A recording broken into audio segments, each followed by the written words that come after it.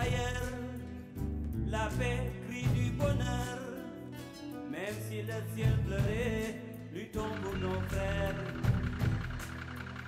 Jérôme Mayol est médecin, membre de la communauté des Béatitudes. Il a passé 15 ans de sa vie ici, 15 années où il n'a cessé de répondre à l'appel reçu par la communauté en 1982. Un verset biblique, quelques mots fondateurs pour cet hôpital au cœur de l'Afrique.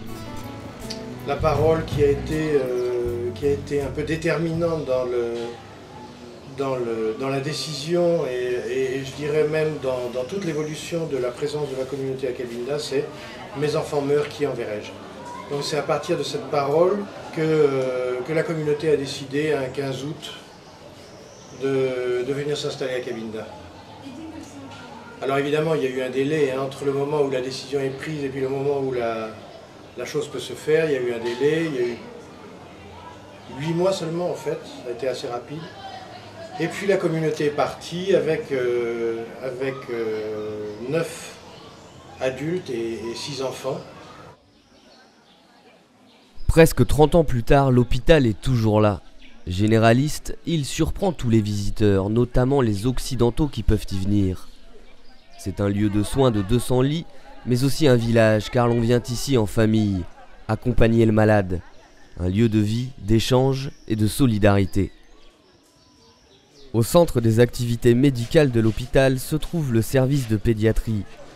À côté des pathologies habituelles, un défi est relevé chaque jour de l'année, sauver les enfants dénutris. La région est très pauvre, des périodes de famine surviennent régulièrement.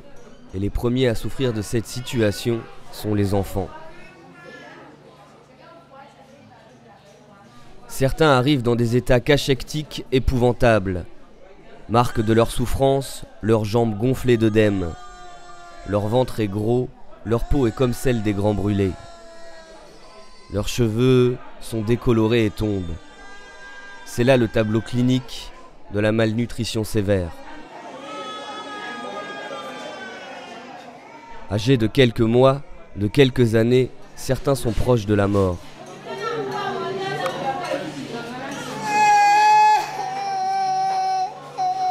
Le travail d'urgence des équipes médicales consiste à tenter de réhydrater et de réalimenter ces petits-enfants. Une entreprise difficile car au début ils refusent souvent toute prise alimentaire. Pour réussir, l'hôpital s'appuie sur un dispositif. Il est supervisé par Sœur Claire, directrice de l'hôpital et présente dans la région depuis 20 ans. Nous avons un certain nombre d'UNTA, unités nutritionnelles de traitement ambulatoire, qui sont dans des centres de santé.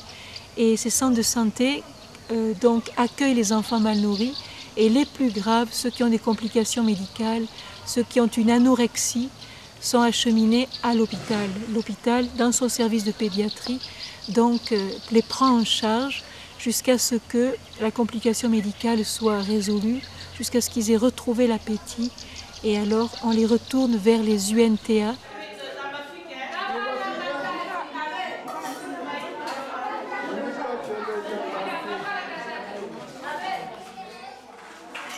Les premiers soins donnés, c'est au service de nutrition que l'on passe à la seconde phase, la réalimentation. Ici, l'on distribue un seul repas par jour, riche en protéines. Les enfants en phase de réalimentation ont droit à une pâte d'arachide. C'est Sœur Thérèse qui gère le service. Ça, c'est une dose pour une personne. Voilà. Un enfant qui a pris déjà la première phase de lait et puis la deuxième phase, avant de passer à la bouillie, pour lui donner la nourriture consistante, on lui donne le plein plus neutre. Un sachet, si l'enfant arrive à manger ça facilement, donc on continue avec le plein plus neutre. Quand il mange ça pendant 1 semaine et demie, il récupère très bien.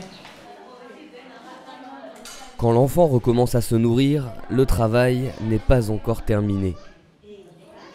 Ces enfants vont rester encore au moins 3 semaines. Et s'ils mangent régulièrement bien, dans 3 semaines, ils vont bien récupérer. Sinon, 1 mois et un peu plus. Ça dépend s'ils ne développent pas d'autres pathologies. Si c'est pour la nutrition seulement et qu'ils mangent bien pendant 1 semaine, 2 semaines et demie, déjà, on va voir une très très bonne amélioration. Et à partir de la fin de la semaine, on peut les faire sortir. Une attention de tous les instants pour les personnels soignants. Mais ces soins ont un coût. Le besoin en complément des aides internationales pour l'année 2010 est estimé entre 50 000 et 60 000 euros. Sans cette aide, c'est la vie de milliers d'enfants qui serait en cause sur la région de Cabinda.